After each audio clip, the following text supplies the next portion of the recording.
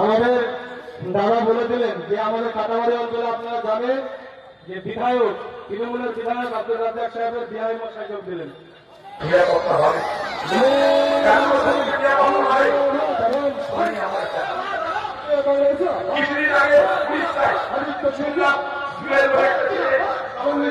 পাশে আছে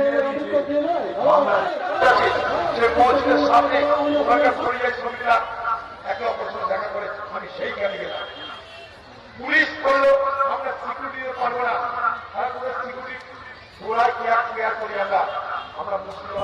এখানে কি হয় পরিযায়ীদের নিয়ে ভোট হয়। পরিযায়ীদের বোঝানো হবে দেখছো তো তোমরা কেন মার খাচ্ছ, আমাকে ভোট দাও। ভোট তো দিল যে আবার মার খাওয়ার জন্য ব্যবস্থা হবে কেন? পশ্চিমবঙ্গ সরকার উদ্যোগী হয়ে সেই সমস্ত পরিযায়ী শ্রমিকের পথে দাঁড়াচ্ছে না। যেটা এখন বাংলার মানুষ আজকে পশ্চিমবঙ্গের যে অর্থনীতি, পশ্চিমবঙ্গ সরকারের যে রোজগার, সেই রোজগারের একটা বড় অংশ এই পরিযায়ী শ্রমিকরা দেয়।